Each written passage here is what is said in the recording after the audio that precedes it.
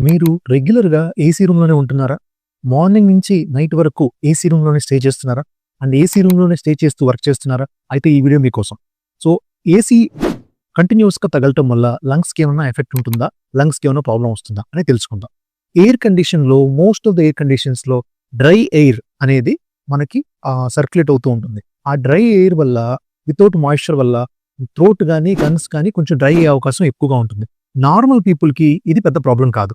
ఎవరికైతే mild allergy గాని, asthma గాని, అలర్జిక్ బ్రాంకైటిస్ ఉంటారో వాళ్ళకి ఈ కంటిన్యూయస్ ఏసీ ఎక్స్‌పోజర్ వల్ల ఎయిర్‌వేస్ అనేది ఇన్‌ఫ్లేమ్ గాని, డ్రై వల్ల స్టిమ్యులేట్ అవుతాయి. వాళ్ళకేంటంటే ఎగ్జిస్టింగ్ ఆస్త్మా కంట్రోల్ అవ్వకపోవడం గాని, ఆర్ న్యూగా ఆస్త్మా సింప్టమ్స్ కనపడటం గాని ఇంతకుముందు లేకుండా జరిగే అవకాశం ఉంటుంది. సో, దీని నుంచి ఎలా కాపాడుకోవచ్చు? అంటే రెగ్యులర్‌గా ఏసీ ఫిల్టర్స్ క్లీన్ చేసుకోవడం వల్ల ఒకటి చాలా ఇంపార్టెంట్ పాయింట్. సెకండ్ వచ్చేసి ఈ అప్పుడప్పుడు వీలైనంత వరకు fresh ventilation or fresh air అనేది బయట నుంచి తీసుకోవటం గాని, ఆర్ మీరు బయటికెళ్ళి ఫ్రెష్ ఎయిర్ తీసుకోవడం గాని చేస్తూ ఉండాలి. ఈ 2 థింగ్స్ ఫాలో అయితే గనక మీరు రెగ్యులర్ ఏసీ ఎక్స్‌పోజర్ నుంచి మిమ్మల్ని మీరు కాపాడుకోవచ్చు.